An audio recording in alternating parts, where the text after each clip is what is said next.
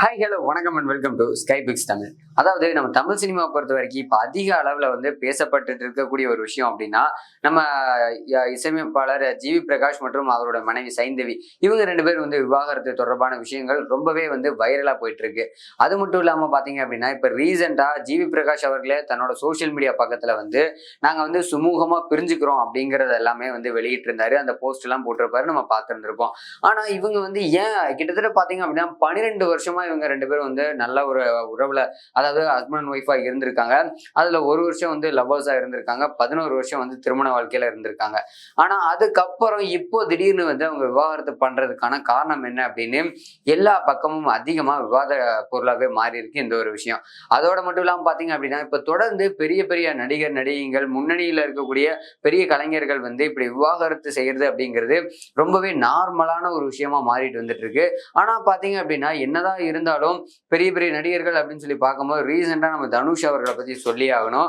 ஏன்னா தனுஷ் அவர்கள் பாத்தீங்க அப்படின்னா இப்ப ரீசெண்ட் டைம்ஸ்ல அவரும் ஐஸ்வர்யா ரஜினிகாந்த் அவர்களை விவாகரத்து பண்ணதான் அந்த மாதிரி சர்ச்சைகள் நிறையவே போயிட்டு இருந்துச்சு. ஏன்னா பாத்தீங்க அப்படின்னா அவர் ஒரு ரஜினிகாந்த் சூப்பர் ஸ்டார் அவரோட மருமகனா இருந்து அவர் பாத்தீங்க அப்படின்னா சரியான ஒரு புரிதல் இல்லாம அவங்களுக்குள்ள இத்தனை வருஷத்துக்கு அப்புறம், அதுவும் அவரோட பசங்க ரெண்டு பேரும் அவ்வளவு பெரிய பசங்க ஆனதுக்கு அப்புறம் பாத்தீங்கன்னா இப்போ டைவர்ஸ் வாங்கியிருந்தாங்க. அதே போலவே பாத்தீங்கன்னா இப்போ நம்ம ஜிவி பிரகாஷ் அவர்களும் தொடர்ந்து இப்படி டைவர்ஸ் வாங்குறதுக்காக அவங்க நாங்க பிரிய போறோம், அது மியூச்சுவல் அண்டர்ஸ்டாண்டிங்கோட தான் பிரியறோம் அப்படின்னு சொல்லியெல்லாம் தகவல் வெளியாயிருந்துச்சு. இதெல்லாம் வச்சு பார்க்கும்போது நமக்கு என்ன தெரியுது அப்படின்னு பார்த்தீங்கன்னா, அதாவது ஜிவி பிரகாஷ் அவர்கள் இப்போ நடிக்கக்கூடிய படங்கள் அப்படிங்கிறது அவரு இசையமைப்பாளராக இசையமைக்கக்கூடிய படங்களை விட நடிகரா நடிக்கக்கூடிய படங்கள் தான் அதிகமாயிட்டு வந்துட்டு இருக்கு. ஒருவேளை இவர் நடிகரா நடிக்க ஆரம்பிச்சதுக்கு அப்புறம் தான் இவங்களுக்குள்ள விரிசல் ஏற்பட காரணமாச்சா அப்படின்னும் பலரும் கேள்வி எழுப்பிட்டு இருக்காங்க. ஏன்னு பாத்தீங்கன்னா அவங்களும் ஒரு பாடகி, இவர் ஒரு இசையமைப்பாளர். இவங்க ரெண்டு பேர்த்தோட காம்போல பாத்தீங்கன்னா எக்கச்சக்கமான பாட்டு பயங்கரமா சூப்பர் டூப்பர் ஹிட் அடிச்சிருக்கு.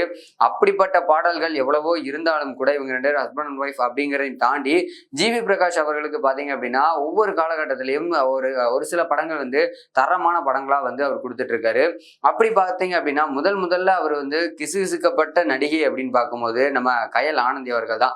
அது எதுல அப்படின்னு பாத்தீங்கன்னா நம்ம த்ரிஷா நயன்தாரா. இந்த படம் அப்போ இருந்த யங்ஸ்டர்ஸ் மத்தியில பயங்கரமான ஒரு ரெஸ்பான்ஸ் கொடுத்தது நம்ம ஜிவி பிரகாஷ்க்கு.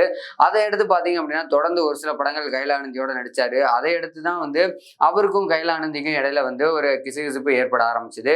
அதை தொடர்ந்து பாத்தீங்க அப்படின்னா இப்போ ரீசெண்டா அப்படின்னு பார்க்கும்போது அடியே அப்படிங்கிற படம், அந்த படத்துல பாத்தீங்க அப்படின்னா நம்ம ஒரு பக்கம் கௌரி ஜி கிஷான் இருப்பாங்க, அவங்களோட வச்சு ஒரு பக்கம் ஜிவி பிரகாஷ கிசுகிசுக்கப்பட்டுச்சு. அதற்கு முன்னாடி அப்படின்னு பார்த்தோம்னா மிகப்பெரிய அளவுல ஜிவி பிரகாஷ் இந்த மாதிரி எல்லாம் ஒரு கேரக்டர் நடிப்பாரா அப்படின்னு எல்லாருமே ரொம்பவே ஆச்சரியப்பட்டோம். அப்படி ஒரு படம் தான் பாத்தீங்க அப்படின்னா பேச்சுலர் அப்படிங்கிற படம். அதாவது பெங்களூர்ல நடக்கக்கூடிய ஒரு சாதாரணமான ஒரு விஷயம், அதாவது லிவிங் டுகெதர் அப்படிங்கிற ரிலேஷன்ஷிப். இந்த ரிலேஷன்ஷிப்பை மையப்படுத்தி இந்த படம் எடுத்திருப்பாங்க. அதுலதான் நம்ம திவ்யா பாரதி அறிமுகமானாங்க இந்த படத்து மூலியமா. அதற்கப்புறம் பாத்தீங்க அப்படின்னா அவங்க சில படங்கள் பண்ணிட்டு தான் இருக்காங்க. இப்போ அவங்களோட காம்போல பாத்தீங்க அப்படின்னா, அதாவது நம்ம ஜிவி பிரகாஷ் மற்றும் திவ்யா பாரதி காம்போல இப்போ 2வது படமும் நடிச்சிட்டு இருக்காங்க. அந்த படமும் ஆல்மோஸ்ட் ஷூட்டிங் எல்லாம் முடிஞ்சு டப்பிங் எல்லாம் போயிட்டு இருக்கு. ஸோ அந்த படத்துல பாத்தீங்க அப்படின்னா நம்ம ஜிவி பிரகாஷ்க்கும் திவ்யா பாரதிக்கும் வேற லெவல்ல கெமிஸ்ட்ரி ஒர்க் அவுட் ஆயிருக்கும். அது மட்டும் இல்லாம எக்கச்சக்கமான சீன்ஸ் எல்லாம் பயங்கரமா இருக்கும். ஏன்னா நம்ம ஜிவி பிரகாஷ் அவர்களை பார்த்தது எல்லாமே பாத்தீங்க அப்படின்னா ரொம்பவே சாதாரண மனுஷனா இருப்பாரு, ரொம்ப ரொம்ப ஜென்யூனான பர்சன் அப்படின்லாம் நிறைய நம்ம பார்த்திருப்போம் படங்கள்ல. ஆனா அவர் டோட்டலா அவரோட ஜேர்னரை மாத்திக்கிட்ட ஒரு படம் அப்படின்னா இந்த பேச்சுலர் படம் தான். இந்த பேச்சுலர் படத்துல பயங்கரமான சீன்ஸ் எல்லாம் இருக்கும், ரொம்பவே நெருக்கமான காட்சிகள்லாம் இருக்கும். ஒருவேளை இந்த மாதிரி தொடர்ந்து நடிகைகளோட நடிக்கக்கூடிய படங்கள் ரொம்பவே நெருக்கமான காட்சிகள் இருக்கிறதுனால அது மூலியமா தான் இவங்களுக்குள்ள விவாகரத்து ஆயிருச்சா அப்படிங்கிற ஒரு கேள்வி எழுப்பப்பட்டு இருக்கு.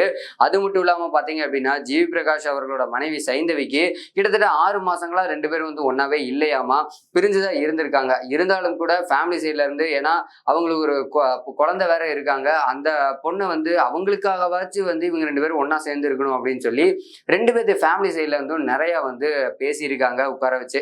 இருந்தாலும் பாத்தீங்க அப்படின்னா அவங்க ரெண்டு பேரும் இல்ல இது சரிப்பட்டு வராது அப்படிங்கிற ஒரு முடிவு எடுத்துட்டாங்க. இருந்தாலும் கூட அவங்க ரெண்டு பேரும் மியூச்சுவலா தான் நாங்க பிரியிறோம் அப்படிங்கிறத வெளிப்படையா சோசியல் மீடியால சொல்லியிருக்காங்க. அதோட மட்டும் இல்லாம பாத்தீங்க அப்படின்னா அவங்க ரெண்டு பேரும் பிரியதற்கான காரணம் என்ன அப்படின்னு சோசியல் மீடியால பல விதமான விவாதங்கள் போயிட்டு இருந்தாலும் கூட அவங்க ரெண்டு பேரும் எங்களோட முன்னேற்றத்துக்கும் அடுத்த கட்ட நடவடிக்கைக்கும் எங்களோட வளர்ச்சிக்காகவும் தான் நாங்க சுமூகமா பிரியறோம், எங்களோட சுய உரிமை எங்களுக்கு வேணும் அப்படின்னு நிறைய விஷயங்களை சொல்லியிருக்காங்க. இது எல்லாமே பிராக்டிக்கலா ஓகே அப்படிங்கிற மாதிரி இருந்தாலும் கூட, அதாவது ஃபேமிலி சைட்ல இன்னொன்னு அவங்களுக்கு குழந்தை வேற இருக்கு, அதெல்லாம் பார்க்கணும்ல அப்படின்னு ஒரு பக்கம் ஜிவி பிரகாஷோட ஃபேன்ஸ் எல்லாருமே பார்த்தீங்க அப்படின்னா ஒரு பக்கம் வருத்தப்பட்டுட்டு தான் இருக்காங்க. இருந்தாலும் கூட நம்ம ஜிவி பிரகாஷ் அவர்கள் இனி இந்த முடிவுல இருந்து மாற போறதில்ல அப்படிங்கிறது தெரிஞ்சிருச்சு. ஸோ கூடிய சீக்கிரத்துல பார்த்தீங்க அப்படின்னா இது எதனால இவங்களுக்குள்ள டைவர்ஸ் ஆச்சு அப்படிங்கிறத இன்னும் டீட்டெயிலான விஷயம் எல்லாமே வெளியே வரதா போகுது. ஸோ வரும்போது அதையும் உங்களுக்கான கொண்டு வரேன். இதே மாதிரி இன்னொரு நல்ல சுவாரஸ்யமான டாபிக்ல உங்களோட சந்திக்கிறேன். அதுவரை உங்களிடமிருந்து விடைபெறுவது உங்கள் விஜய் முகேஷ்.